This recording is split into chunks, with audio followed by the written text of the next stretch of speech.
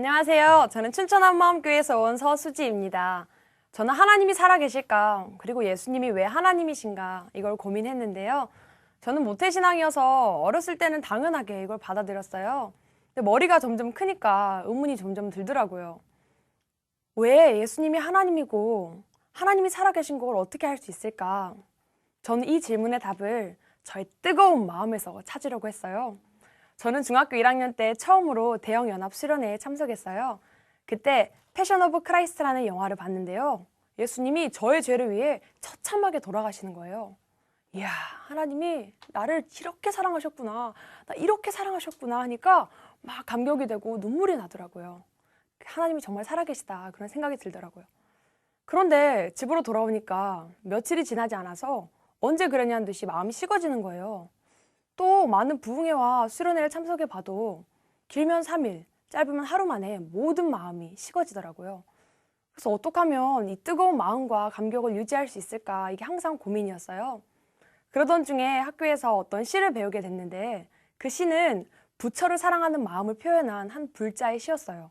근데 그 시를 읽고 저는 너무 충격을 먹었어요. 왜냐면 신과 인간 간의 그 뜨거운 사랑의 교류는 하나님이 살아계셔서 하나님만 줄 수 있는 거고, 그런 감격이 있으니까 하나님 살아계시지 그렇게 생각했는데 그 시를 보니까 완전 감격의 도가니인 거예요. 그걸 보고 제 안에는 이런 의심이 들었습니다. 혹시 내가 믿고 있는 하나님도 만들어진 신이 아닐까? 혹시 내가 없는 하나님 만들어서 찬양하고 기도하고 눈물 흘리면서 북치고 장구치고 있는 거 아니야? 하는 생각이 들었어요. 하지만 아니야, 보지 않고 믿는 거라고 했잖아. 아니야, 의심하지 마 이러면서 저의 모든 의심들을 아주 꾹꾹 눌렀습니다. 그러면 좀 성령 체험이나 방언 체험 같이 뭘 좀 뜨겁게 체험하면 하나님이 살아계신 걸 확실하게 알 것 같더라고요. 그래서 저는 방언을 받고 싶었어요. 그래서 방언을 받으려고 이런저런 수련회와 부흥회 때 노력을 참 많이 했는데요. 한 번은 어떤 목사님이 내가 안수기도를 해주면 방언을 받을 수 있다, 앞으로 나와라 이렇게 말씀하시길래 저는 한 걸음에 강단으로 올라가서 맨 중앙에서 뜨겁게 기도를 하고 있었어요. 막 한참 기도를 하는데 제 앞에 있는 언니한테 그 목사님이 손을 딱 얹자마자 그 언니가 뒤로 싹 쓰러지면서 방언을 하는 거예요. 이야, 저건 뭐냐, 이야, 멋있다, 나도 받고 싶다 막 그러니까 무릎으로 막 기어가서 목사님 발을 붙들고 저에게도 안수기도 해달라고 막 말씀을 드리니까 목사님도 감격을 하셔서 막 기도를 해주시더라고요. 근데 저한테는 아무런 일도 일어나지 않는 거예요. 나는 왜 하나님이 방언을 안 주시지? 내가 죄가 많아서 그러나 뭐 이런 생각이 드니까 되게 슬프더라고요. 슬픈 마음으로 강단을 내려왔는데 이후로도 몇 번이나 더 이런 일이 있었는데 방언 받는 게 그렇게 쉬운 게 아니더라고요. 그러던 중에 저는 어떤 부흥회에서 드디어 방언을 받게 됐습니다. 근데 방언을 하면 진짜 뭘 좀 체험하니까 하나님 살아계실 걸 확실하게 알 수 있을 것 같았는데 오히려 이런 의심이 드는 거예요. 내가 지금 제대로 된 방언을 하고 있나? 내가 지금 방언 너무 하고 싶어서 막 지어내는 거 아니야? 또 다른 종교에도 똑같이 방언이 있다는데 내가 다른 종교 방언하고 있으면 어떡하냐, 막 이런 생각이 들더라고요. 하지만 이런 의심들을 또 아니야 보지 않고 믿는 거잖아, 의심하지 마 이러면서 저의 모든 의심들을 또 꾹꾹 눌렀어요. 그래, 그럼 기도를 좀 많이 하면 그러면 하나님이 살아계실 걸 확실하게 알고 이런 의심들이 사라질 거야 하는 생각이 들더라고요. 그래서 3일 금식 기도를 하러 기도원에 올라갔어요. 근데 기도 원장님께서 이렇게 말씀하시는 거예요. 야, 대충 기도에서는 하나님이 절대 안 만나주시고 소경 바디메오처럼 간절하게 기도해라. 그러면 하나님 만나주신다. 아, 뜨거운 기도 그거구나. 그래서 제가 정말 예수님 손목 한번 잡아보려고 3일을 부르짖고 또 부르짖었어요. 다윗의 자손 예수여, 저를 불쌍히 여기소서, 제발 저를 불쌍히 여기소서 이러면서 3일을 그렇게 꺽꺽 울면서 기도를 했어요. 그런데 저한테는 아무런 일도 일어나지 않는 거예요. 그래서 또 슬픈 마음으로 기도원을 내려왔는데 또 이런저런 생각이 들면서 머리가 복잡하더라고요. 하지만 또 아니야, 보지 않고 믿는 거라고 했잖아. 아니야, 보지 않고 믿는 게 진짜 믿음이야. 아니야, 의심하지 마 이러면서 제 모든 의심들을 또 꾹꾹 눌렀어요. 그러던 중에 저는 학교에서 창조과학이라는 걸 알게 되었는데요. 창조과학이라는 건 창세기에 믿을 수 없는 천지창조나 노아의 방주 같은 이야기가 과학적으로 고고학적으로 증명이 된다는 거예요. 이걸 딱 아는데 아, 이거다 싶더라고요. 왜냐면 창조론이 진짜 맞으면 하나님이 살아계시다는 생각이 들더라고요. 그래서 확신을 가지고 공부도 깊게 했어요. 그런데 확신에 넘치던 중에 제 마음에는 턱턱 걸리는 의문들이 있었는데요. 분명 성경의 말씀에 오류가 없고 정말 하나님이 살아계신 것 같긴 한데 신약에 계신 예수님에 대한 믿음이 생기질 않더라고요. 구약에 천지를 창조하셨다는 여호와 하나님, 그건 믿어지는 것 같은데 신약에 계신 예수님이랑 매치가 안 되니까 이런 의심이 들더라고요. 예수님은 33세에 십자가에 달려 죽은 이스라엘 청년이다. 그런데 왜 하나님일까? 예수님의 12제자가 자기 스승을 너무 존경한 나머지 하나님 만들어버린 거 아니야? 훌륭한 유태인 랍비에 그칠 뻔한 사람을 하나님으로 만들어버린 희대의 사기극이 아닌가 하는 생각도 들더라고요. 또 마침 다빈치 코드라는 책과 영화가 나오면서 저의 이런 의문은 더해갔습니다. 하지만 아니야 예수님 하나님이야, 예수님 하나님이야, 의심하지 마 이러면서 저의 모든 의심들을 꾹꾹 눌렀어요. 저는 사람이 죄인이니까 죄성이 있어서 의심을 한다고 생각을 했기 때문에 누구나 다 이런 의심을 하면서 신앙생활을 하는 줄 알았어요. 뭐 마음이 뜨거울 땐 저도 의심하지 않고 누구나 의심하지 않지만 마음이 좀 식어지면 누구나 한두 번은 이런 의심 할 수도 있지, 그렇게 생각을 했던 거예요. 그래서인지 저는 이런 의문이나 의심을 부모님을 비롯한 누구에게도 이야기하지 않았고 저는 겉으로 봤을 때는 아주 하나님 잘 믿고 신앙생활 잘하는 크리스천이었어요. 전 학교에 가서도 이 그리스도인의 냄새를 아주 스멀스멀 풍기고 다녔는데요. 전 학교 야간 자율학습 시간이 되면 한 30분 정도 성경을 읽고 공부를 시작하곤 했는데요. 그때 뭐 나만 볼 수 있는 작은 성경을 가지고 조용히 읽으면 되는데 목사님들 서재에만 있다는 그 대형 성경을 탕 올려놓고 착착착 읽는 거예요. 그러면 애들이 옆에서 야 수지야 너 신앙 좋다, 야 수지야 역시 수지는 믿음이 좋아, 막 이런 이야기를 해요. 그럼 저는 나 하나님 믿는 사람이잖아, 당연히 성경 읽어야지 이러면서 마음속으로 아이고 어디는 교회 다닌다면서 성경도 안 읽냐, 아이고, 믿음이 없다, 참 이렇게 생각하곤 했어요. 또 애들이 고등학생이니까 뭐 신앙이나 아니면 성적 문제를 저에게 막 상담을 해요. 그러면 전 애들한테 야 내가 새벽 3시까지 기도하니까 나한테 기도 제목 내, 나한테 기도 제목 내면 다 응답받아 이러면서 자부심을 갖기도 했어요.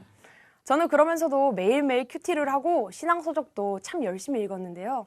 그중에 예수님을 위해서 죽을 수 있다 이런 마음으로 순교자의 책을 많이 읽었습니다. 20세기 마지막 순교자 캐시 버넬, 이런 책을 읽으면서 난 예수님을 위해서 죽을 수 있어, 정말 예수님을 위해서 죽고 싶다, 막 이런 마음이 드니까 내가 드디어 순교 신앙까지 이르렀구나 하는 자부심이 들면서 제 신앙에 상당히 만족을 했어요. 그런데 저의 이 신앙은 위기를 맞닥뜨려야만 했는데요. 그건 수능이 끝나고 점수가 나온 이후였어요. 사실 저는 나름 하나님의 꿈이라고 생각을 하면서 중학교 2학년 때 하나님께 소원을 한 게 있거든요. 하나님, 내가 의사가 돼서 정말 이 대한민국에 없어서는 안 되는 3% 소금 같은 사람이 되겠습니다. 하나님, 그리고 제가 아프리카, 인도 어디든지 의료 선교 가겠습니다. 저를 꼭 의사로 만들어주세요. 그렇게 기도를 하고 그에 걸맞게 공부도 참 열심히 했거든요. 그러면서도 저는 고등학교 3학년까지 중고등부 찬양단 리더를 하고 월요일이 시험이어도 주일은 거룩하게 지켜야 되잖아요. 그래서 주일은 하루 종일 예배를 드리고 공부를 하지 않으며 성경을 읽었어요. 또 매일 저녁 기도를 하고 성경을 읽으니까 제가 봐도 제가 너무 기특하더라고요. 하나님 보셨을 때도 참 기특하게 생각하시고 저를 꼭 의대에 보내주실 거라는 굳은 믿음이 있었어요. 근데 최악의 성적이 나온 거예요. 점수를 딱 확인하는데 이건 하나님이 그냥 제 뒤통수를 옛다 맞아라 탕 하고 때리시는 것 같더라고요. 정말 제 정신줄이 그대로 끊어지면서 완전 패닉 상태가 됐어요. 저희 집에 방이 그렇게 많은 건 아닌데요. 방울방울 미친 듯이 소리를 지르며 막 뛰어다니는 거예요. 방문을 열면서 으아 하면서 온 집안을 그렇게 미친 듯이 돌아다니니까 옆에 있는 엄마가 막 걱정이 되셔서 따라 들어오시는 거예요. 제가 문을 딱 잠그고 들어 누워서 이 상황이 너무 기가 막혀서 웃다가 너무너무 화가 나더라고요. 그래서 으악 소리 지르다가 으악 소리 지르다가 으악 소리 지르다가 막 미친 듯이 반복하니까 엄마가 밖에서 들으셨을 때 완전 미친 줄 알고 막 달칵달칵달칵 문을 열고 탁 들어오시는 거예요. 근데 제가 엄마를 보는데 이 안에서 알 수 없는 분이 끓어오르면서 엄마를 딱 째려보고 저 안 미쳤어요. 그렇게 이야기하니까 엄마가 너무 놀라시면서 막 눈물 흘리시면서 그래 수지야 미치면 안 되지 막 그러시더라고요. 정말 너무 충격이었어요. 제 신앙의 모든 근본이 흔들리는 순간이었습니다. 어떻게 이럴 수가 있을까? 내가 공부도 그렇게 열심히 하고 그렇게 열심히 하나님을 섬겼는데 어떻게 이러실 수가 있나 하는 원망과 의심이 마음에서 폭발을 했습니다. 저는 막 십자가 앞에서 제자들이 싹 다 도망갈 때 야, 참 믿음이 없다. 야, 참 의리가 없고 믿음이 없다. 그렇게 생각을 했었는데요. 제가 딱 그러고 싶더라고요. 정말 이 마음에서 원망과 의심이 걷잡을 수 없이 들더라고요. 사람들은 하나님이 더 좋은 길로 인도하시려고 점수가 나오지 않은 거라고 막 위로를 해요. 그럼 저도 밖으로는 아멘, 아멘. 하나님이 제일 좋은 길로 인도하시려고 그러죠. 이렇게 이야기했어요. 정말 믿어서라기보다 그렇게라도 이야기하지 않으면 제가 너무 초라해질 것 같더라고요. 제가 그때 막 공책이면 공책, 책이면 책, 무슨 의대 1, 2학번 서수지 꼭 간다 막 이렇게 써놓고 애들에게 엄청 떠벌렸거든요. 근데 막상 점수가 안 나와서 못 간다는 말은 차마 못하겠어서 하나님의 인도하심이지 이런 변명으로 숨어보려고 했던 거예요. 하지만 제 안에는 이미 꾹꾹 눌러놨던 이 모든 의심과 원망이 다 폭발하고 정말 머리가 너무너무 복잡하더라고요. 그리고 예수님에 대해서 생각만 하려고 하면 온갖 의심이 다 들어서 정신이 없을 정도였어요. 그때부터 저는 드라마와 영화, 판타지 소설, 스마트폰에 완전 중독돼서 빠져들었는데요. 매일매일 새벽 4시가 넘도록 캄캄한 방에서 PMP로 영화와 드라마를 보고 판타지 소설을 눈이 빠져라 읽는 거예요. 그러다가 새벽 4시쯤 부모님이 새벽 기도하실 시간이 되면 전 들킬까 봐 그제서야 잠자리 들곤 했어요. 그러면서도 매주 꼬박꼬박 교회에 갔고 찬양단도 계속 했습니다. 왜냐면 그때까지 제가 쌓아온 이미지가 있잖아요. 야, 수지는 믿음이 좋아. 아, 수지라면 수지니까. 야, 수지는 믿음이 좋아. 이런 이야기를 많이 들었는데요. 수지 신앙 한 방에 무너졌다. 이런 이야기는 듣고 싶지 않더라고요. 그래서 그렇게 이중적인 신앙생활을 했던 것 같아요. 하지만 제 마음은 이미 무너져 있었습니다. 저는 그렇게 춘천교대에 오게 되었고요. 아버지께서는 제가 외지로 가면 위험하다고 하시면서 춘천 한마음교회에서 운영하는 대학생 기숙사로 들어가라고 하시더라고요. 그래서 저는 자의반 타의반으로 들어오게 됐고 새벽 기도를 함께 하면서 말씀을 들었어요. 근데 처음에는 뭐가 뭔 말인지 잘 모르겠더라고요. 그런데 점점 새벽 기도를 함께 하면서 말씀을 들으니까 점점 말씀이 들리더니 저는 저의 신앙에 어떤 문제가 있었는지 정확하게 알게 되었습니다. 그렇게 하나님을 사랑한다고 정말 순교자의 책을 읽으면서 눈물을 흘리면서 주를 위해 죽을 수 있다 고백했던 게 진심이었거든요. 그런데 왜 나는 내가 용납할 수 없는 한계 상황에 딱 처하고 정말 하나님의 뜻과 내 뜻이 정확하게 엇갈리니까 내 마음에서 미련 없이 하나님을 버렸나, 이게 저도 의문이었거든요. 그런데 저는 그 답을 사도행전 17장 31절 말씀에서 찾을 수 있었어요. 사도행전 17장 31절 말씀에 보니까 하나님께서 예수님을 죽은 자 가운데서 다시 살리신 것으로 모든 사람에게 믿을 만한 증거를 주셨다는 거예요. 하나님의 증거가 있다는 말씀을 듣는데 나는 지금까지 무슨 증거로 하나님을 믿었나 하는 생각이 들었어요. 생각을 해보니까 내 나름의 감격, 내 나름의 체험, 이런 내가 기준이 되는 사람의 증거로 믿었다는 걸 알게 됐습니다. 그랬기 때문에 내가 흔들리니까 기준이 흔들리고 결국엔 예수님은 부인하고 모른다고 할 수밖에 없었더라고요. 그런데 예수님의 부활이 하나님의 증거라는데 저는 사실 하나님의 증거가 있다는 말도 처음 듣고 예수님의 부활이 그 증거라는 말도 처음 들어서 이해가 잘 안 되더라고요. 근데 어떤 형제님께서 어떤 지체분이랑 교제하시는 걸 함께 하면서 저는 왜 예수님의 부활이 하나님의 증거인지를 정확하게 알게 되었습니다. 그분이 이렇게 이야기하시더라고요. 형제님은 아마 제 딸을 잘 모르실 겁니다. 한 번도 본 적이 없으니까요. 근데 만약 제가 형제님과 약속을 하기를 내일 오후 5시에 한마음교회 정문 앞으로 제 딸을 보내겠다고 약속을 하고 한쪽은 반팔티, 한쪽은 긴팔티 입히겠다고 약속을 하고 한쪽은 샌들, 한쪽은 운동화를 신기겠다고 약속을 하고 그 약속대로 제 딸을 입혀서 보낸다면 아마 형제님은 쉽게 제 딸을 찾으실 수 있을 겁니다. 그러니까 그렇겠다고 하시더라고요.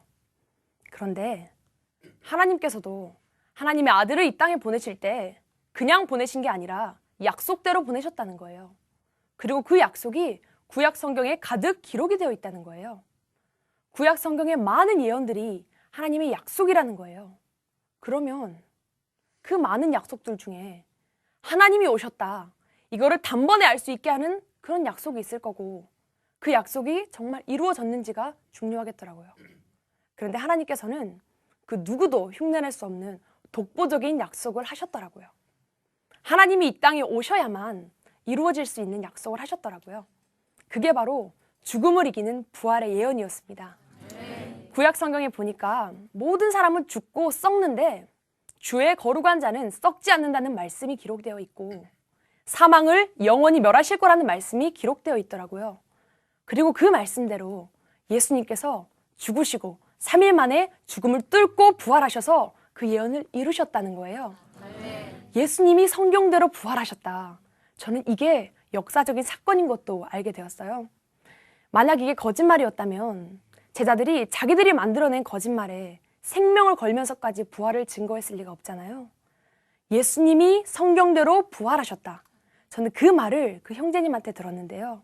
알고 보니까 제자들이 그렇게 생명 걸고 전했던 것도 바로 이거더라고요.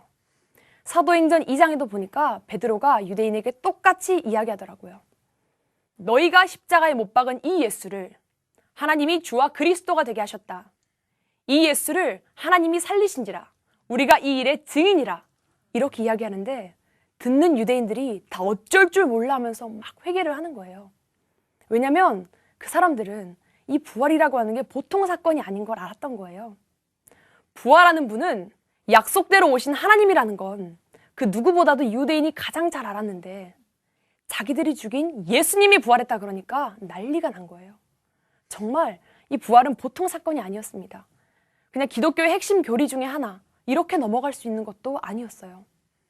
예수님이 부활하셨다라고 하는 건 나의 창조자께서 이 지구 위에 인간의 몸을 입고 나타나셨다는 걸 증명한 사건이었습니다. 전능자께서 이 인류 역사에 발도장을 찍고 가신 증거였어요. 부활하신 걸 보니까 정말 전능자가 이 땅에 다녀가셨더라고요. 정말 전능자가 이 땅에 왔다가 가셨더라고요. 제가 이게 딱 알아지니까 정말 저도 그 유대인들처럼 어쩔 줄 모르겠더라고요. 사실 저는 그때까지만 해도 뭐 하나님한테 나는 그렇게 큰 죄는 안 지었다. 나는 세상 사람들처럼 그렇게 악하게는 안 살았다. 그렇게 생각했거든요. 왜냐면 신앙생활도 열심히 하고 그래도 나름 주를 위해 달려왔으니까 나처럼 신앙생활 열심히 한 사람은 하나님 앞에 그렇게 크게 회개할 게 없다고 생각했거든요. 근데 예수님이 부활하셨다라고 하는 게 머리로 동의하는 게 아니라 마음에 믿어지는 순간 저는 살아계신 하나님 앞에서 어떠한 죄인인지가 정확하게 보였습니다. 저는 한 번도 제가 입으로만 주여 주여 하는 자에 포함될 거라고 생각해 본 적이 없는데요. 그때 딱 보여진 제 모습이요. 기도 열심히 해요. 말씀도 열심히 읽고 예배도 열심히 드리고 뭔가 다 열심히 하는데 마음 중심에서 하나님한테 이렇게 이야기하는 거예요. 하나님, 당신이 내 인생에 개입할 수 있는 부분은 여기까지예요. 나머지는 내가 알아서 할 테니까 더 이상 개입하지 마세요. 솔직히 내 돈 내 거고요. 내 시간 내 거고요. 내 인생 내 거예요. 그렇게 이야기하더라고요. 정말 매일매일 하나님의 이름을 불렀는데 결국은 자기가 주인인 사람, 결국에는 창조자가 필요 없는 사람, 그게 바로 저였습니다. 저는 예수님의 손을 잡고 있어요. 근데 예수님의 손을 잡아 끌면서 왜 따라오지 않냐고, 왜 순순히 따라오지 않냐고 핥히고 발악하는 마귀 같은 자였습니다. 저의 원래 주인이 이 땅에 찾아오셨다는 게 알아지니까 제가 그 주인을 버리고 스스로 주인 노릇하면서 그렇게 신앙생활했던 것만큼 마귀 같은 죄가 없더라고요. 저는 하나님 앞에서 제가 그래도 좀 괜찮은 사람인 줄 알았거든요. 근데 하나님 되려고 했던 마귀나 주인 되려고 했던 나나 똑같더라고요. 바리새인, 독사의 새끼, 진노의 자녀, 그게 바로 저였습니다. 정말 저는 어쩔 줄 모르겠어서 엎드러져 있었어요. 정말 몸둘 바를 모르겠더라고요. 근데 예수님께서 로마서 14장 9절 말씀으로 다시 이렇게 이야기하시는 거예요. 내가 너의 주인이 되기 위해서 죽었다. 내가 너의 주인이 되기 위해서 부활했다. 내가 부활했다. 이것으로 충분하지 않으냐? 내가 부활했다는 것으로 충분하지 않으냐? 이제는 내가 너의 참 하나님이 되고 너의 인생의 진정한 주인으로 들어가도 되겠느냐? 그렇게 물어보시는데 저는 그 앞에서 제 온 마음을 찢으면서 제가 주인을 버리고 스스로 주인 노릇했던 그 악랄한 죄를 회개하고 저의 주인 되시기 위해 죽으시고 부활하신 예수님을 저의 마음의 주인으로 모셨습니다. 그리고 저는 그때까지 의문이었던 하나님이 살아계실까? 예수님이 하나님이실까? 이 질문도 확실하게 답을 얻었어요. 예수님께서 부활하셨기 때문에 더 이상 의심하거나 흔들릴 수가 없었습니다. 예수님이 이렇게 저의 주인이 되시니까 저의 모든 생각과 가치관과 판단과 모든 결정이 저의 주인 되신 예수님의 말씀에 따르고 싶더라고요.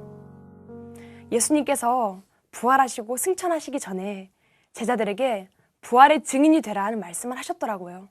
제가 그 말씀을 딱 읽는데 하나님께서 죽어 마땅한 이 바리새인에게도 부활의 증인이 되게 하셨구나. 이게 너무도 감사하더라고요. 그래서 저는 제가 다니고 있는 춘천교대 캠퍼스와 버스, 지하철, 길거리 그 어디가 되었든 간에 부활하신 예수님을 전하고 있습니다. 제가 다시 전능자를 뵐 때까지 저는 하나님께서 모든 사람에게 주신 믿을 만한 증거, 너무도 기쁜 소식, 너무도 기쁜 예언의 성취, 부활하신 예수님을 증거하는 부활의 증인의 삶을 살겠습니다. 감사합니다.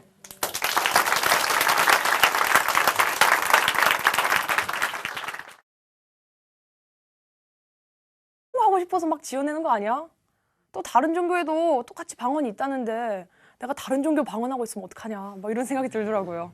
하지만 이런 의심들을 또 아니야 보지 않고 믿는 거잖아. 의심하지 마 이러면서 저희 모든 의심들을 또 꾹꾹 눌렀어요. 그래, 그럼 기도를 좀 많이 하면 그러면 하나님이 살아계실 걸 확실하게 알고 이런 의심들이 사라질 거야 하는 생각이 들더라고요. 그래서 3일 금식 기도를 하러 기도원에 올라갔어요. 근데 기도 원장님께서 이렇게 말씀하시는 거예요. 야, 대충 기도에서는 하나님이 절대 안 만나주시고 소경 바디메오처럼 간절하게 기도해라. 그러면 하나님 만나주신다. 뜨거운 기도 그거구나. 그래서 제가 정말 예수님 손목 한번 잡아보려고 3일을 부르짖고 또 부르짖었어요. 다윗의 자손 예수여, 저를 불쌍히 여기소서, 제발 저를 불쌍히 여기소서 이러면서 3일을 그렇게 꺽꺽 울면서 기도를 했어요. 그런데 저한테는 아무런 일도 일어나지 않는 거예요. 그래서 또 슬픈 마음으로 기도원을 내려왔는데 또 이런저런 생각이 들면서 머리가 복잡하더라고요. 하지만 또 아니야, 보지 않고 믿는 거라고 했잖아. 아니야, 보지 않고 믿는 게 진짜 믿음이야. 아니야, 의심하지 마 이러면서 제 모든 의심들을 또 꾹꾹 눌렀어요. 그러던 중에 저는 학교에서 창조과학이라는 걸 알게 되었는데요. 창조과학이라는 건 창세기에 믿을 수 없는 천지창조나 노아의 방주 같은 이야기가 과학적으로, 고고학적으로 증명이 된다는 거예요. 이걸 딱 아는데 이거다 싶더라고요. 왜냐면 창조론이 진짜 맞으면 하나님이 살아계시다는 생각이 들더라고요. 그래서 확신을 가지고 공부도 깊게 했어요. 그런데 확신에 넘치던 중에 제 마음에는 턱턱 걸리는 의문들이 있었는데요. 분명 성경의 말씀에 오류가 없고 정말 하나님이 살아계신 것 같긴 한데 신약에 계신 예수님에 대한 믿음이 생기질 않더라고요. 구약에 천지를 창조하셨다는 여호와 하나님, 그건 믿어지는 것 같은데 신약에 계신 예수님이랑 매치가 안 되니까 이런 의심이 들더라고요. 예수님은 33세에 십자가에 달려 죽은 이스라엘 청년이다. 그런데 왜 하나님일까? 예수님의 12제자가 자기 스승을 너무 존경한 나머지 하나님 만들어버린 거 아니야? 훌륭한 유태인 랍비에 그칠 뻔한 사람을 하나님으로 만들어버린 희대의 사기극이 아닌가 하는 생각도 들더라고요. 또 마침 다빈치 코드라는 책과 영화가 나오면서 저의 이런 의문은 더해갔습니다. 하지만 아니야 예수님 하나님이야 의심하지 마 이러면서 저의 모든 의심들을 꾹꾹 눌렀어요. 저는 사람이 죄인이니까 죄성이 있어서 의심을 한다고 생각을 했기 때문에 누구나 다 이런 의심을 하면서 신앙생활을 하는 줄 알았어요. 뭐 마음이 뜨거울 땐 저도 의심하지 않고 누구나 의심하지 않지만 마음이 좀 식어지면 누구나 한두 번은 이런 의심 할 수도 있지. 그렇게 생각을 했던 거예요. 그래서인지 저는 이런 의문이나 의심을 부모님을 비롯한 누구에게도 이야기하지 않았고 저는 겉으로 봤을 때는 아주 하나님 잘 믿고 신앙생활 잘하는 크리스천이었어요. 전 학교에 가서도 이 그리스도인의 냄새를 아주 스멀스멀 풍기고 다녔는데요. 전 학교 야간 자율학습 시간이 되면 한 30분 정도 성경을 읽고 공부를 시작하곤 했는데요.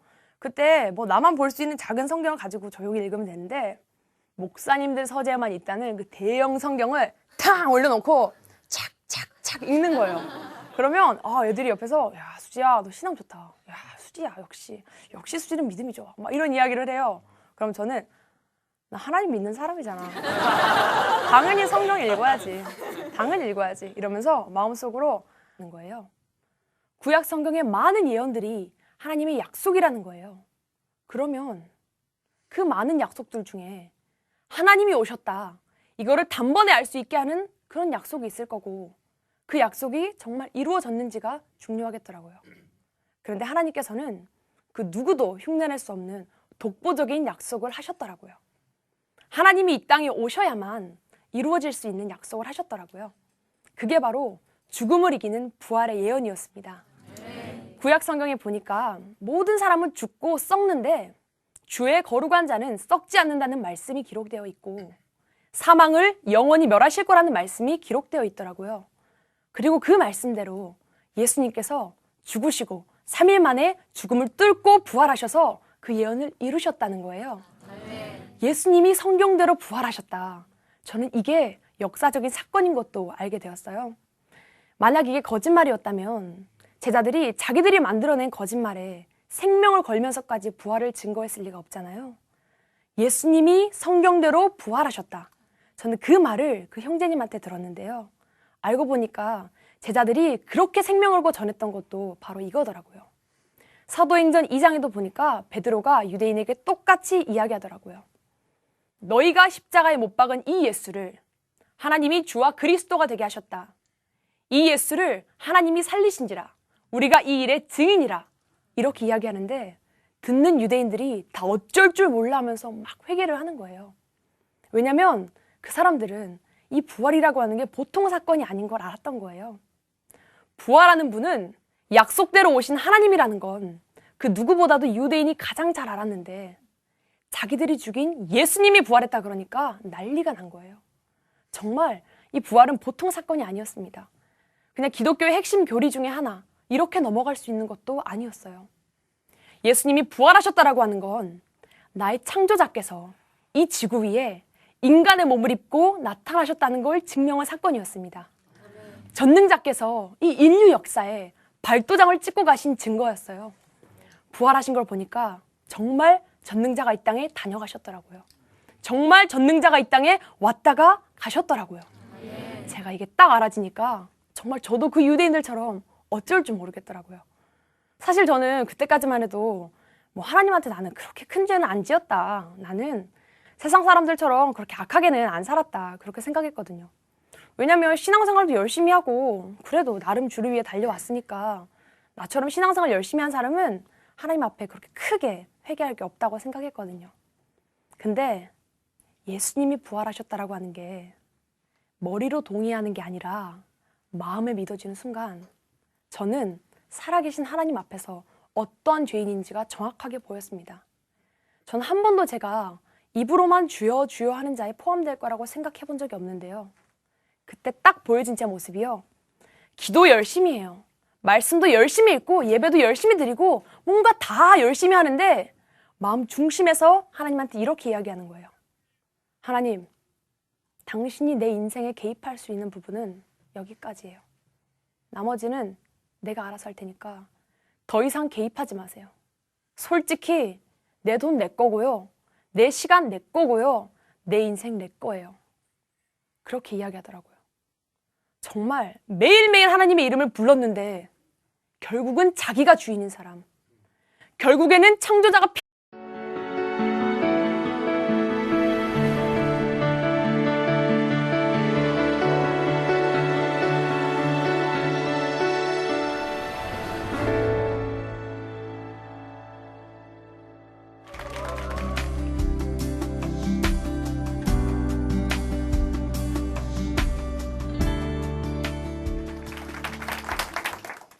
안녕하세요. 저는 춘천 한마음교회에서 온 서수지입니다. 저는 하나님이 살아계실까, 그리고 예수님이 왜 하나님이신가 이걸 고민했는데요. 저는 모태신앙이어서 어렸을 때는 당연하게 이걸 받아들였어요. 근데 머리가 점점 크니까 의문이 점점 들더라고요. 왜 예수님이 하나님이고 하나님이 살아계신 걸 어떻게 할 수 있을까? 저는 이 질문의 답을 저의 뜨거운 마음에서 찾으려고 했어요. 저는 중학교 1학년 때 처음으로 대형 연합 수련회에 참석했어요. 그때 패션 오브 크라이스트라는 영화를 봤는데요. 예수님이 저의 죄를 위해 처참하게 돌아가시는 거예요. 이야, 하나님이 나를 이렇게 사랑하셨구나, 나 이렇게 사랑하셨구나 하니까 막 감격이 되고 눈물이 나더라고요. 하나님이 정말 살아계시다, 그런 생각이 들더라고요. 그런데 집으로 돌아오니까 며칠이 지나지 않아서 언제 그랬냐는 듯이 마음이 식어지는 거예요. 또 많은 부흥회와 수련회를 참석해 봐도 길면 3일, 짧으면 하루 만에 모든 마음이 식어지더라고요. 그래서 어떻게 하면 이 뜨거운 마음과 감격을 유지할 수 있을까, 이게 항상 고민이었어요. 그러던 중에 학교에서 어떤 시를 배우게 됐는데 그 시는 부처를 사랑하는 마음을 표현한 한 불자의 시였어요. 근데 그 시를 읽고 저는 너무 충격을 먹었어요. 왜냐면 신과 인간 간의 그 뜨거운 사랑의 교류는 하나님이 살아계셔서 하나님만 줄 수 있는 거고, 그런 감격이 있으니까 하나님 살아계시지, 그렇게 생각했는데 그 시를 보니까 완전 감격의 도가니인 거예요. 그걸 보고 제 안에는 이런 의심이 들었습니다. 혹시 내가 믿고 있는 하나님도 만들어진 신이 아닐까? 혹시 내가 없는 하나님 만들어서 찬양하고 기도하고 눈물 흘리면서 북치고 장구치고 있는 거 아니야? 하는 생각이 들었어요. 하지만 아니야, 보지 않고 믿는 거라고 했잖아. 아니야, 의심하지 마 이러면서 저의 모든 의심들을 아주 꾹꾹 눌렀습니다.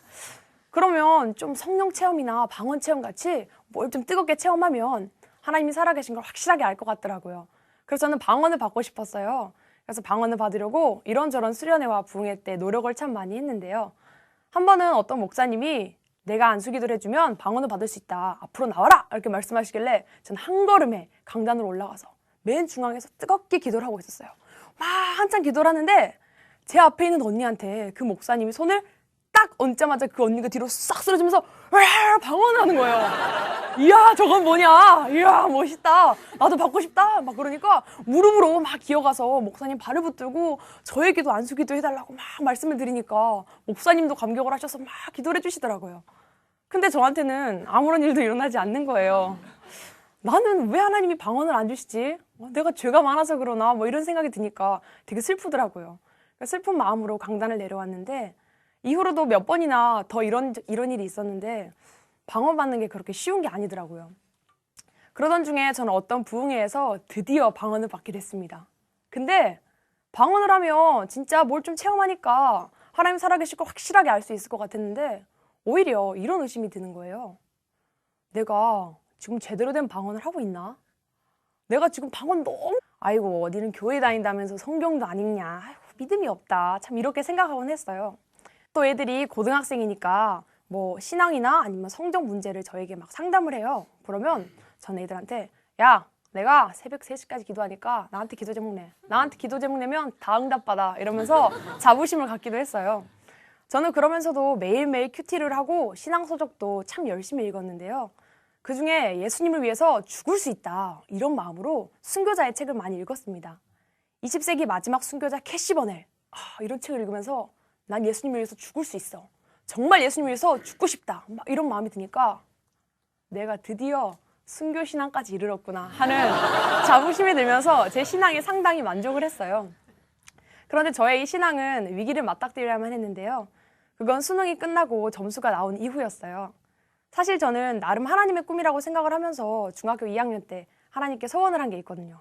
하나님, 내가 의사가 돼서 정말 이 대한민국에 없어서는 안 되는 3% 소금 같은 사람이 되겠습니다.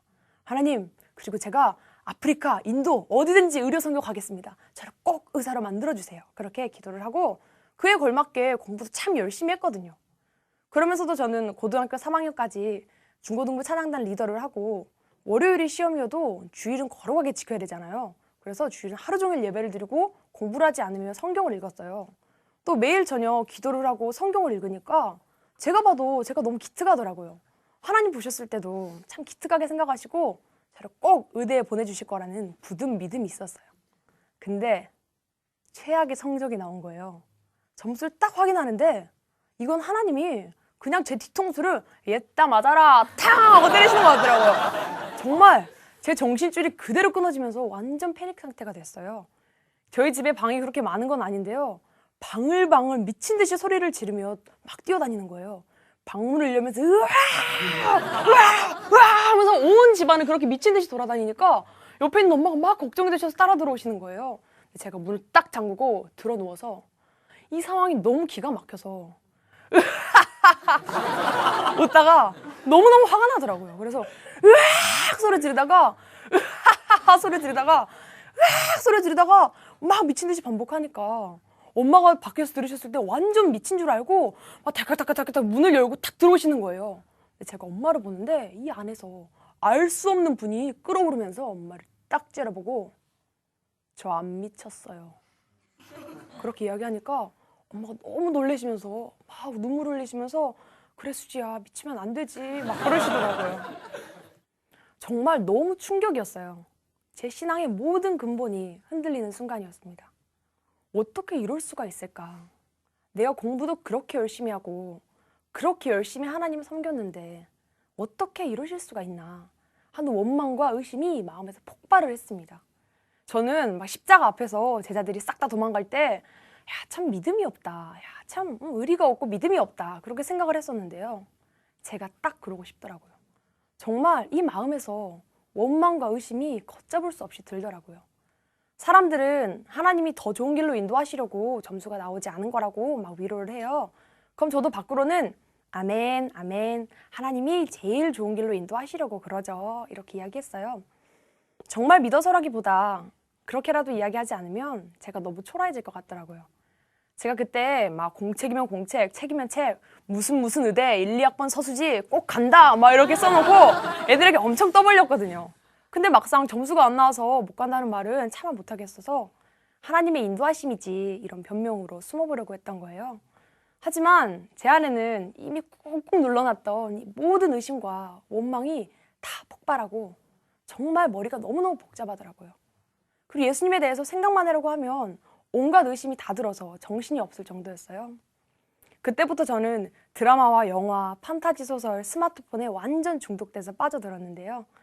매일매일 새벽 4시가 넘도록 캄캄한 방에서 PMP로 영화와 드라마를 보고 판타지 소설을 눈이 빠져라 읽는 거예요. 그러다가 새벽 4시쯤 부모님이 새벽 기도하실 시간이 되면 전 들킬까봐 그제서야 잠자리 들곤 했어요. 그러면서도 매주 꼬박꼬박 교회에 갔고 찬양단도 계속 했습니다. 왜냐면 그때까지 제가 쌓아온 이미지가 있잖아요. 야, 수지는 믿음이 좋아. 아, 수지라면 수지니까. 야, 수지는 믿음이 좋아. 이런 이야기를 많이 들었는데요.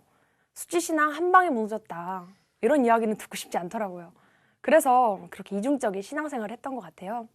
하지만 제 마음은 이미 무너져 있었습니다.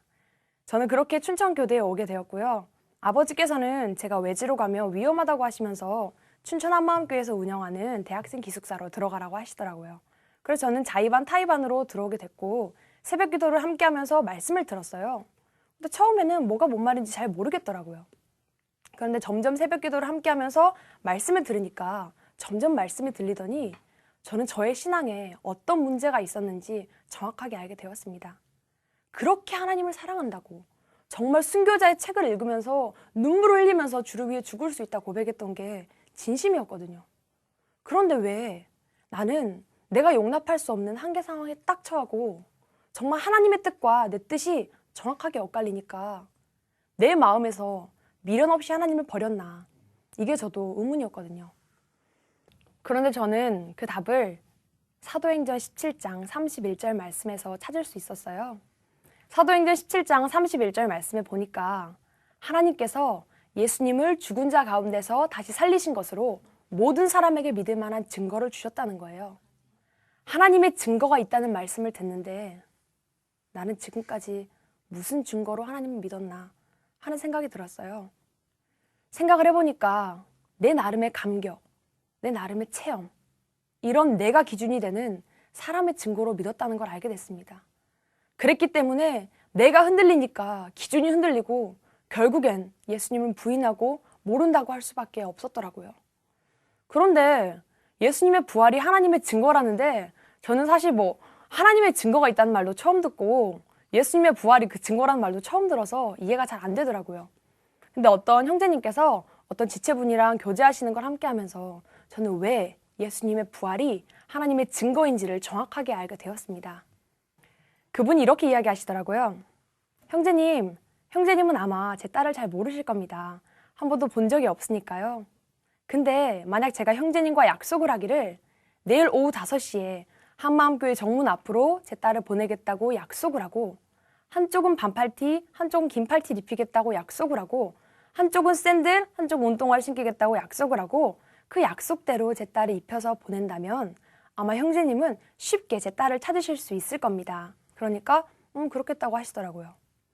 그런데 하나님께서도 하나님의 아들을 이 땅에 보내실 때 그냥 보내신 게 아니라 약속대로 보내셨다는 거예요.